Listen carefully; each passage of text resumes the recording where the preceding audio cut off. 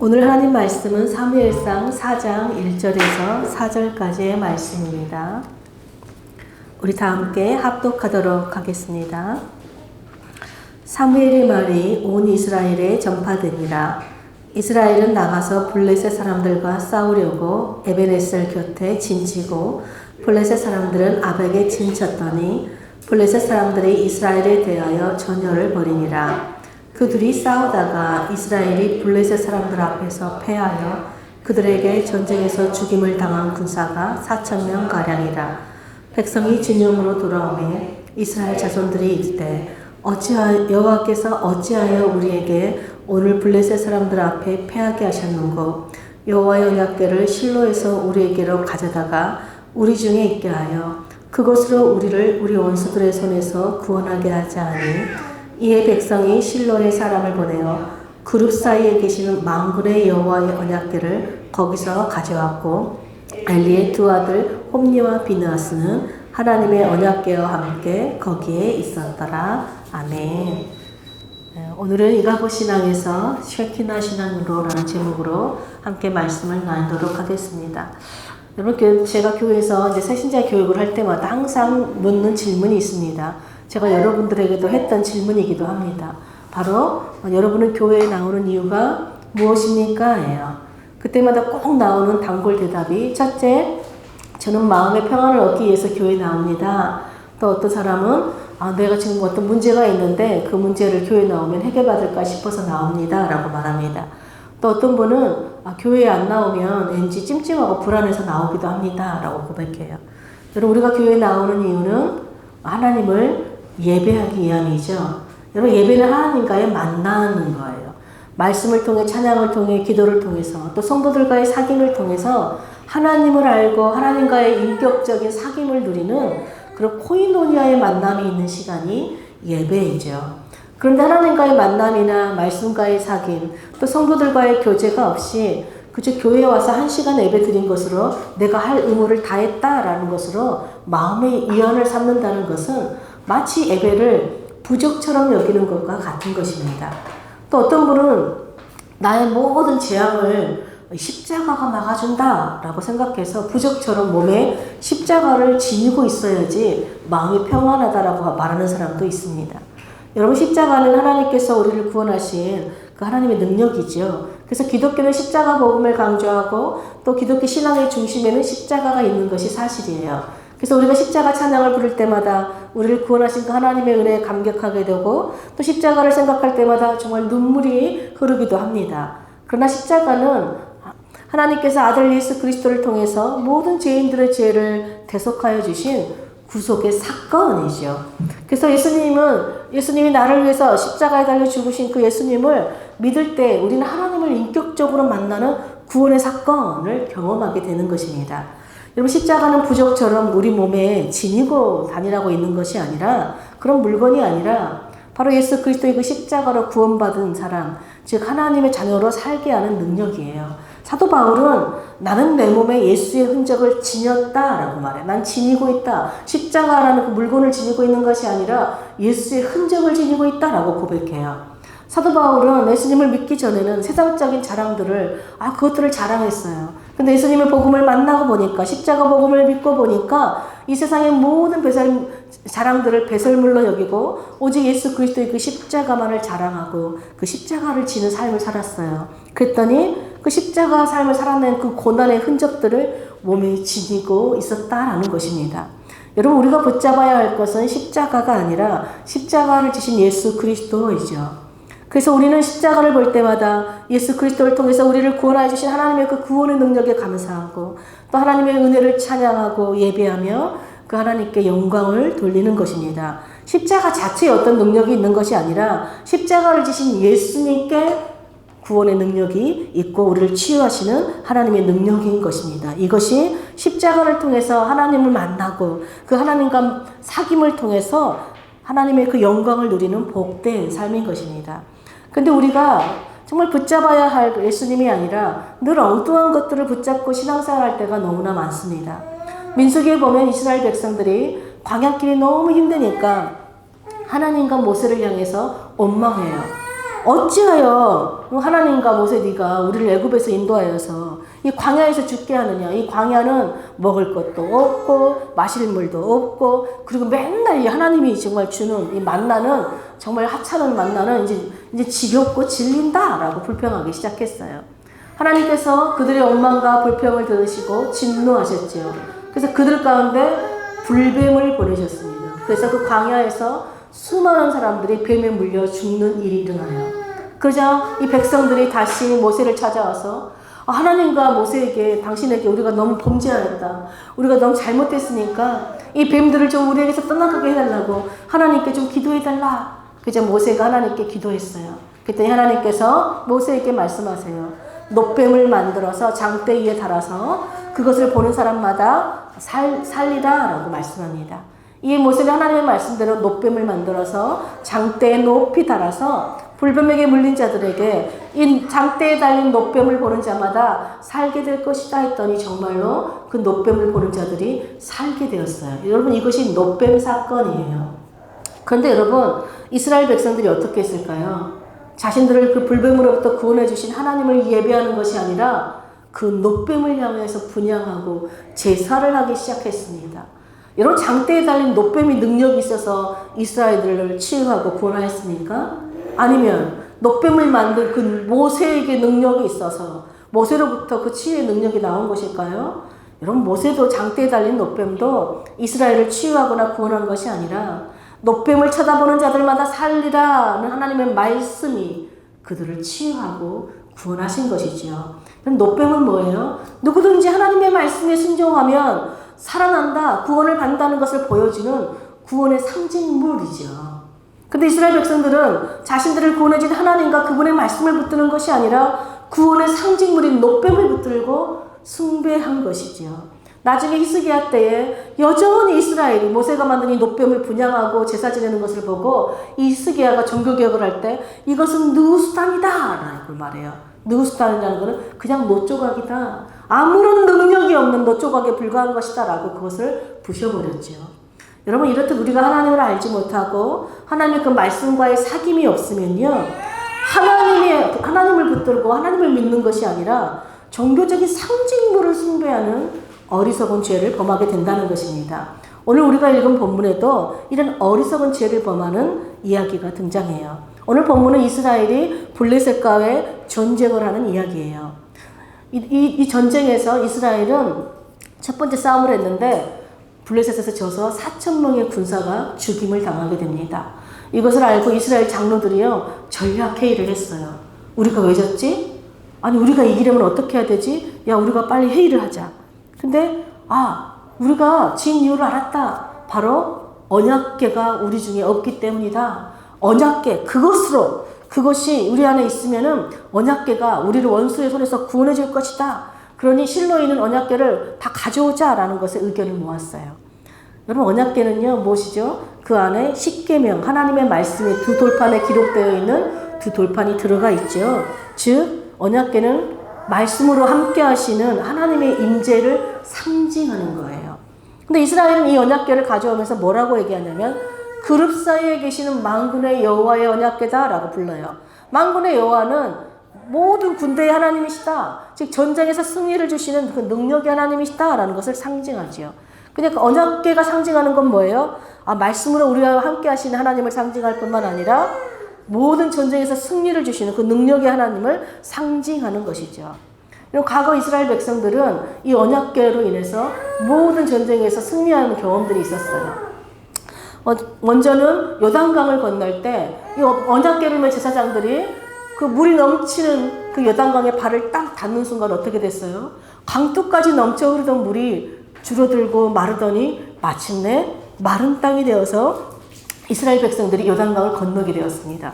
또 여리고성은 어떻게 무너졌습니까? 언약궤를 보고 여리고성을 돌기 시작했어요. 첫째 날, 둘째 날, 일곱째 날까지 돌고 마지막 날에 큰 소리를 지르자 여리고성이 순식간에 무너져 버렸습니다. 이렇듯 이스라엘은 이 언약궤만 있으면 전쟁에서 무조건 이긴다, 승리할 수 있다라고 믿은 것이에요. 그래서 실로에 사람을 보내서 언약궤를 전장으로 가져왔습니다. 그리고 엘리 제사장의 두 아들인 홈니와 비느하스도 그 언약궤를 모시기 위해서 함께 전쟁터로 왔습니다. 여러분, 언약궤가 이스라엘 진영, 그 군대 진영에 도착하고 언약궤를 모시는 두 제사장까지 딱 진영에 들어오니까 군사들의 사기가 어떻게 됐어요? 다시 막 충전됐어요. 이제 우리가 이길 수 있다. 막 큰 소리로 함성을 지르자 땅이 막 진동할 정도로 큰 소리가 났어요. 그러니까 반대편에 있던 블레셋 진영들도 야, 저들 가운데 언약궤가 왔나 보다. 그냥 언약궤가 왔으니까 우린 더 열심히 해서 싸우자라고 두려워했어요. 근데 여러분, 이렇게 이스라엘이 승리를 자신하여서 다시 블레셋과의 전투를 벌였습니다. 여러분, 이 전쟁의 결과가 어떻게 되었을까요? 네, 그야말로 참패를 당했습니다. 여러분, 첫 번째에서는요 4,000명이 죽었지만 두 번째 전투에서는 3만 명의 군사가 죽습니다. 그리고 놀랍게도 언약궤를 모신 엘리 제사장의 두 아들 홈니와 비느하스도 죽임을 당해요. 또한 하나님의 임재와 그 승리를 주는 영광의 상징인 언약궤를 블레셋에서 빼앗기고 맙니다. 이스라엘이 전쟁에서 패했을 뿐만 아니라 언약궤를 빼앗겼다는 소식을 들은 이 엘리 제사장은 너무 놀라서 뒤로 넘어져서 그만 목이 부러져서 죽고 말아요. 또 그의 며느리는 곧 해산하는 딸이 다 되었었는데 남편이 죽었다, 시아버지도 죽었다, 언약궤도 빼앗겼다는 소식을 들으니까 갑자기 너무 놀라서 충격을 받아서 이 산통을 겪다가 그만 아들을 낳다 죽고 맙니다. 그런데 이 며느리가 죽어가면서 아이의 이름을 뭐라고 부르냐면 이가봇이라고 불러요. 여러분, 이가봇이라는 뜻은 영광이 떠나갔다, 하나님의 영광이 땅에 떨어졌다라는 뜻입니다. 여러분, 요단강 물을 가르시고 여리고성을 무너뜨렸던, 그래서 많은 전쟁에서 승리를 가져다주는 그 하나님의 임재와 승리의 영광의 상징물인 만군의 여호와의 언약궤를 앞세우고 싸웠는데, 그들과 제사장들도, 거기에 제사장들까지도 함께 있었는데 왜 이런 참패를 당하고 하나님의 영광이 땅에 떨어지는 수모를 당하게 되었을까요? 여러분, 무엇이 문제였을까요? 바로 하나님의 언약궤를 어떻게 사용하였는가의 문제지요. 여러분, 이스라엘은 하나님의 언약, 이 법궤가 전쟁터에 오기만 하면 자동적으로 승리할 것이라고 믿었어요. 이것은 뭘 의미해요? 마치 법궤가, 이 언약궤가 모든 적군으로부터, 원수로부터 우리를 무조건 보호해주는 부적처럼 믿는 미신적 신앙이라는 것입니다. 여러분, 이런 미신적 신앙을 바로잡아 하나님의 말씀대로 올바른 길을 걷도록 가르치고 인도해야 할 역할을 하는 사람들이 누구죠? 제사장이잖아요. 그런데 이 홈리와 비느하스는요, 백성들의 미신적 신앙을 바로잡는 것이 아니라 오히려 그들의 미신적 신앙에 함께 동조하고 있어요. 사실 이미 사무엘상 2장에서는 이들이 제사장 직분을 하면서 얼마나 끔찍한 죄를 범하고 있는지, 그리고 백성들에게 죄를 물들게 하고 있는지 기록하고 있습니다. 여러분, 제사장은 백성들이 제물을 가져오면 가장 먼저 기름이 있는 부분, 여러분, 기름은 그때 당시 가장 귀한 부분이죠. 이 부분을 하나님께 가장 먼저 태워서 드렸습니다. 그리고 나머지 부분은 제사장과 또 제물을 가져온 가족들과 함께 나눠 먹었어요. 이것이 하나님께서 정해주신 제사법입니다. 그래서 레위기에는요, 이 기름, 제물의 기름을 먹는 자는 백성 중에서 끊어진다라고 분명히 경고하고 있어요. 근데 이들은 하나님의 율법을 가르쳐야 될 이들은 자신들의 율법을 범하고 있었던 것입니다. 근데 이 홈리와 비느하스는 그 하나님께 먼저 기름을 드리는 것이 아니라 자신들이 먼저 그 기름을 먹어버렸어요. 그리고 또 성막에서 일하는 여인들을 범하기까지 했습니다. 이것은 하나님을 모욕하고 멸시하는 죄악이자 정말로 하나님께 죽임을 당해 마땅한 그런 죄악인 것입니다. 그 성경은 엘리의 두 아들에 대해서 이렇게 기록하고 있어요. 사무엘상 2장 12절에 보니까 엘리의 아들들은 행실이 나빠 여호와를 알지 못하더라. 여러분, 홈리와 비느하스가 행실이 불량하고 나쁘다는 것은요, 이미 2장에 온 이스라엘 백성들이 다 아는 사실이래요. 그래서 그 아버지 엘리에게 가서 당신들의 아들들이 율법을 어기고 제사를 지낸다라고 여러 번 경고까지 했는데 이들은 듣지 않았죠. 근데 이들이 여호와를 알지 못하였다는 말은 잘 이해가 되지 않아요. 이들은요, 아론, 그 대제사장 아론 혈탕에 적통 가문의 사람들이에요. 아버지 엘리는 성막에 있는 실로에 살면서 무려 40년간을 하나님께 제사를 드리는 일을 도맡았었고, 엘리의 두 아들 이 홈리와 비느하스 역시 어려서부터 율법과 제사법을 배워서 여러 해 동안 제사장으로 지금 섬기고 있는 중이에요. 아니, 이들이 하나님을 몰랐다면 어떻게 이렇게 제사장으로 섬길 수 있을까요? 근데 분명 성경은 이들이 하나님을 알지 못하였다라고 기록합니다. 여러분 성경에서 안다라는 단어는요. 항상 믿는다, 순종한다라는 것과 같은 뜻이에요. 그러니까 하나님을 안다는 것은요. 살아계신 하나님을 믿을 뿐만 아니라 그분의 말씀에 순종하는 일입니다. 이 홈리와 비느하스는 제사장 가문에 자신들이 태어나서 어려서부터 자연스럽게 율법을 배우고 제사법을 배워서 누구보다 잘 알았어요. 그런데 이스라엘 백성들에게는 하나님께서 이스라엘 백성들에게 왜 율법을 주셨는지, 왜 제사를 드리게 하시는지 그 하나님의 마음에는 관심이 없었어요. 그러니까 하나님을 알고 싶어 하지도 않고 그분의 말씀에 순종하지도 않은 것이죠. 여러분 제사가 무엇이죠? 하나님께서 우리 죄를 사하여 주시기 위해서 하나님 그 제사함의 은혜에 감사하며 하나님과의 사귐을 누리고 하나님과의 그 만남을 누리는 시간이지요. 그런데 홈리와 이 비느하스는요. 하나님께서 이 자신들에게 맡겨주신 제사장 직분이 얼마나 거룩하고 귀한 사명인지 그 하나님께 대한 기쁨과 감사와 감격은 하나도 없이 그저 자신들은 제사장 가문에 태어났으니까 내가 제사만 드리면 그것으로 자기 할 일을 다 했다라고 생각한 것입니다.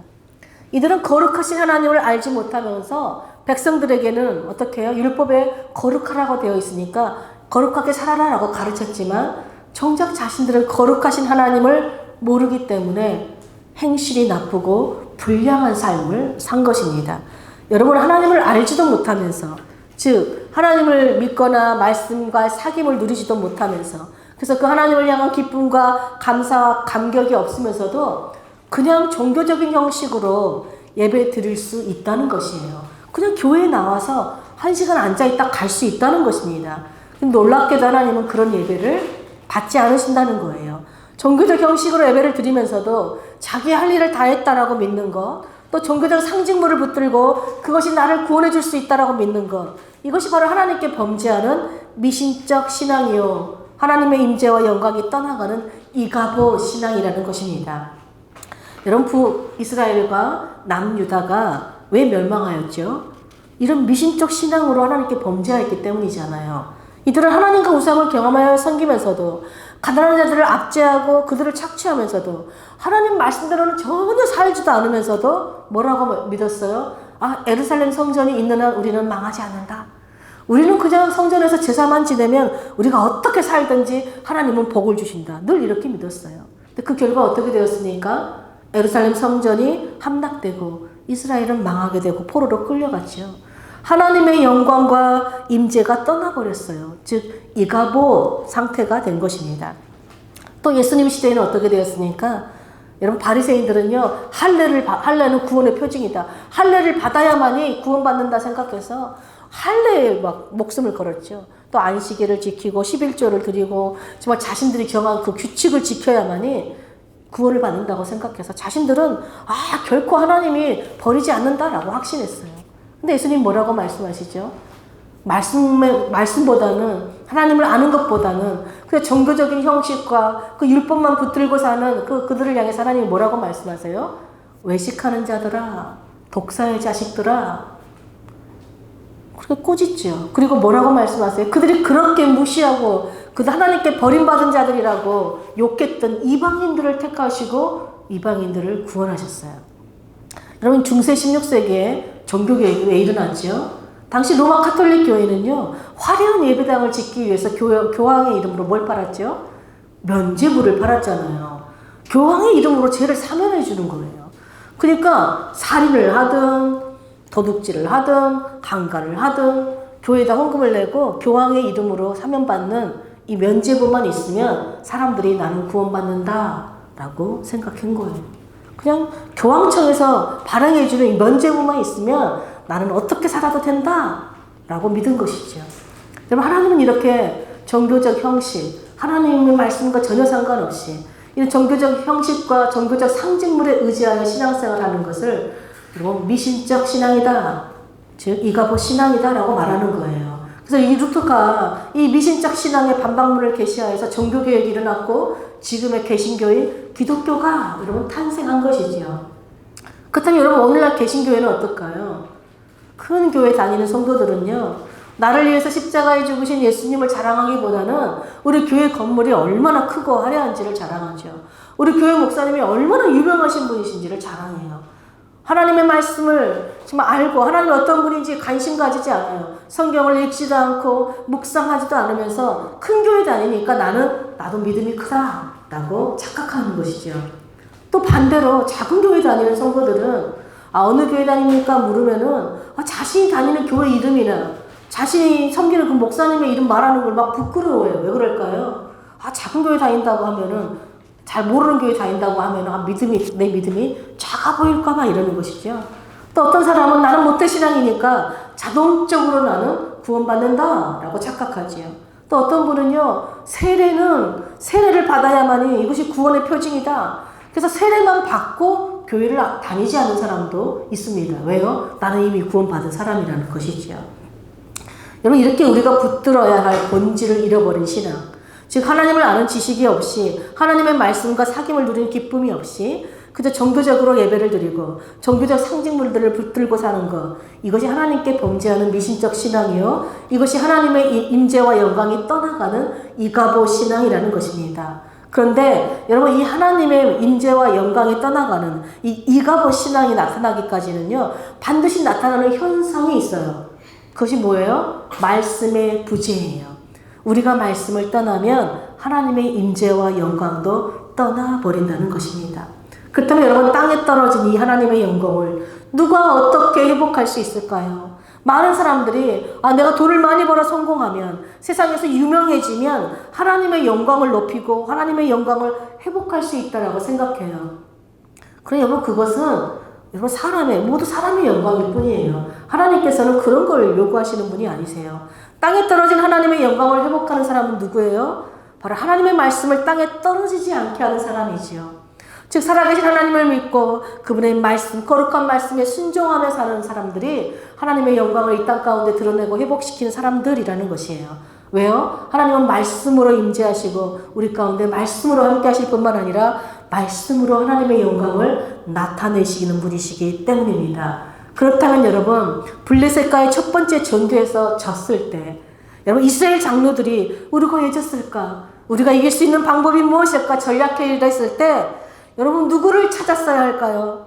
하나님의 임재와 영광의 상징물인 언약궤를 찾는 것이 아니라 그 언약의 말씀으로 함께 하신, 그 언약의 말씀을 주신 하나님을 찾고 그 하나님의 말씀이 무엇인지 들어야 했어요. 여러분, 근데 이 당시에 하나님의 말씀을 들으려면 누구를 찾아가야 합니까? 하나님의 말씀을 대언하는 선지자를 찾아가야 하죠. 그 선지자로부터 하나님의 말씀을 듣는 거예요. 그 선지자가 오늘 누구입니까? 바로 한나가 서원하여서 낳은 아들 사무엘입니다.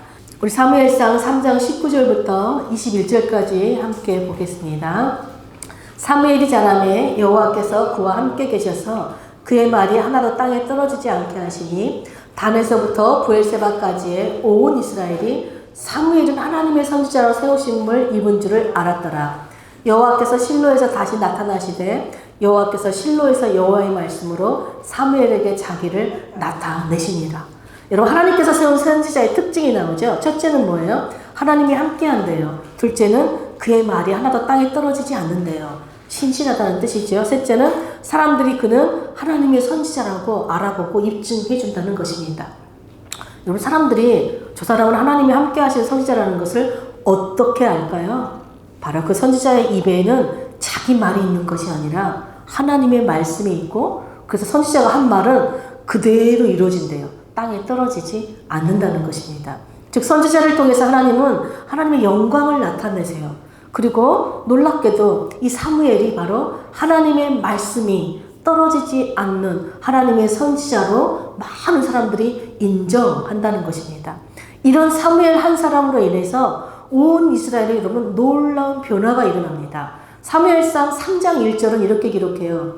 아이 사무엘이 엘리 앞에서 여호와를 섬길 때에는 여호와의 말씀이 희귀하여 이상이 흔히 보이지 않았더라. 근데 사무엘상 오늘 우리 보면 4장 1절에 뭐라고 기록해요? 사무엘이 말이 온 이스라엘에 전파되니라. 여러분, 사무엘이 말이라는 것은 사무엘 지금 자기 말일까요? 하나님의 말씀일까요? 왜 하나님의 말씀이 온 이스라엘에 전파됐다는 것이에요. 사무엘 전에는 엘리 제사장이 있었고 그의 아들들이 있었지만 말씀이 희귀했대요. 말씀이 부재한 상태였다는 거예요. 그러니까 이들이 하나님의 말씀을 백성들에게 가르치지 않았을 뿐더러 자신들도 하나님의 말씀대로 살고 있지 않았다는 것입니다. 한마디로 이스라엘은 어떤 상태예요? 말씀이 없는 이가봇 상태에 있었다는 거예요. 그런데 사무엘이라는 이 한 사람으로 인해서 이스라엘의 하나님의 말씀이 전파됐어요. 임하기 시작한 거예요. 하나님의 영광이 그 땅에 나타나고 회복되기 시작한 것입니다. 여러분, 이것이 말씀으로 자기 백성들 가운데 실제적으로 임재하고 함께 하시는 하나님의 영광 쉐키나예요. 여러분, 쉐키나는 뭐냐면 임재하다, 또 영광 가운데 있다, 거주하다라는 뜻이에요. 여러분, 역대하 7장에 보면요, 솔로몬이 성전을 건축하고 온 백성과 함께 하나님 앞에 예배를 드려요. 그리고 하나님, 우리가 하나님만을 경외하고 주님의 길로 걸어가겠습니다. 하나님만 섬기고 하나님 말씀에 순종하겠습니다. 라고 기도하자 하나님의 영광이 그 성전에 가득했어요. 실제로 하나님의 영광이 그들 가운데 거하시고 임재하시고 함께 하시는 사건을 모두가 경험한 거예요. 하나님 임재를 실제로 경험한 것이죠. 또 신약에 와서는 어때요? 하나님께서 예수 그리스도를 통해서 교회를 세우시고 우리에게 성령을 보내주셔서 성령으로 하여금 우리와 함께 거주하시고 임재하시고 영광을 드러내는 쉐키나 영광으로 하나님께서 우리와 함께 하십니다. 여러분, 아까 우리가 찬양 불렀죠. 나 주의 믿음 갖고. 저희가 캐나다에서 그 YM 사역을 할 때 한 자매가 자격이 안 되는 자매가 있었어요. 우리가 섬기는 그 학교는 결혼을 한 부부들만 올 수 있는 학교였는데 이 자매는 26살에 싱글 자매니까 자격이 안 돼요. 근데 그 자매가 저희에게 편지를 썼습니다. 그 편지 내용이 뭐냐면 아버지의 폭력 때문에 이제 9시 뉴스에도 날 정도였죠. 아버지의 폭력에 시달리다가 결국 엄마가 아버지를 죽이는 사건이 일어나요. 그래서 이 자매는 어려서부터 늘 아버지 학대를 받아왔고 늘 죽음의 공곡단에 있었죠. 그래서 나는 커서 절대 결혼을 하지 않을 거야. 나는 절대 이런 환경에서 살고 싶지 않아. 근데 이 자매가 하나님을 만나고 나 주의 믿음 갖고 이 찬양을 부를 때마다 이 자매가 하나님이 영원히 자기와 함께 한다는 걸 깨달았어요. 그래서 편지를 썼어요. 저는 어른들과 함께 학교에서 그걸 배우고 싶습니다. 그래서 우리가 스태프들이 기도하고 이 자매를 받아들였습니다. 근데 이 자매가 학교를 하려면 돈이 굉장히 많이 필요했는데 돈이 없고 유일하게 비행기 값만. 그래서 우리가 비행기 값만 되면 비행기를 타고 와라. 이 자매가 공항 가면서도 나 주의 믿음 갖고 이 찬양을 부르고 비행기 안에서도 이 찬양을 부르고 탄 거예요. 근데 비행기 옆좌석에 한 자매가 자매님 밴쿠버는 왜 가십니까? 그래서 저는 이런 학교에 갑니다. 그런데 저는 이 믿음, 나 주의 믿음 갖고 이 찬양만 붙들고 근데 마침 이 자매도 자기도 크리스찬이다 그러니까 교제를 하게 된 거예요. 서로 교제하다가 이 자매가 저는 학비가 없지만 하나님께서 비행기 값을 주셔서 지금 가고 있어요. 근데 옆에 있던 이 자매가 학비가 얼마입니까? 얼마입니다. 그랬더니 이 자매가 그 학비를 제가 대겠습니다. 여러분, 이게 바로 쉐키나 영광이에요. 하나님의 말씀을 붙들고 나아갈 때 하나님이 실제로 그들 가운데 임재하고 함께 하시고 거주하시는 그 사건을 경험하는 거예요. 이런 신앙이 우리 안에 회복되어져야 되는 것입니다. 여러분, 사무엘로 인해서 온 이스라엘에 하나님의 말씀이 전파되었어요. 그런데 이스라엘은 어떻게 해요? 여전히 말씀으로 함께 하시는 하나님을 붙잡기보다는 구원의 상징물인 언약궤만 붙드는 이가봇 신앙으로 살다가 계속해서 어떻게 해요? 참패를 당하는 거예요. 여러분, 말씀을 전하여도 우리가 듣지 않으면, 말씀이 있는데 이 말씀을 붙잡지 않으면, 우리가 찬양을 하는데 막 그냥 노래야, 그냥. 그 찬양을 붙잡지 않으면요, 우리는 하나님의 영광이 떠나가는 이가봇 상태가 된다는 것이에요. 우리 이가봇 상태에서는요, 아무리 기도하고 아무리 우리가 싸워도요, 늘 영적 전쟁에서 실패한다는 것입니다. 그런데 비록 우리가 이런 이가봇 상태에 있을지라도 하나님의 말씀을 다시 붙들면 하나님의 임재와 영광으로 충만한 이 쉐키나의 축복을 누리게 된다는 것입니다. 그러므로 여러분, 우리는 하나님의 말씀을 붙들 뿐만 아니라 그 신실하신 하나님의 말씀이 땅에 떨어지지 않도록 하나님의 말씀에 순종하는 한 사람이 있으면 그 공동체에 어떻게 해요? 하나님의 쉐키나의 영광이 임한다는 것이죠. 여러분, 우리가 모여서 이렇게 예배하잖아요. 근데 어떤 사람은 홈리와 비느하스처럼 하나님의 영광과는 아무 상관없이 상관이 없이 이가보 신앙으로 그저 예배하는 사람들이 있어요. 근데 어떤 사람들은요, 사무엘처럼 하나님의 말씀에 순종하여서 늘 하나님이 함께하는 사람, 말씀이 땅에 떨어지지 않도록 하는 사람, 그래서 많은 사람들로 하여금 저 사람은 정말 하나님의 사람들이다, 저 사람은 정말 그리스도인이다라고 인정받는 여러분 쉐키나 신앙으로 살아가는 사람들이 있다는 것입니다. 간절히 바라기는 우리 늘기금교회 모든 성도들이 바로 이 사무엘처럼 그 한 사람이 되어서 하나님을 알고 그 하나님 말씀에 순종함으로 이 땅 가운데, 가정 가운데, 교회 가운데, 내가 속한 공동체 가운데 하나님의 임재와 영광을 회복하는 그 쉐키나 신앙인들로 사시기를 간절히 축복합니다. 아멘.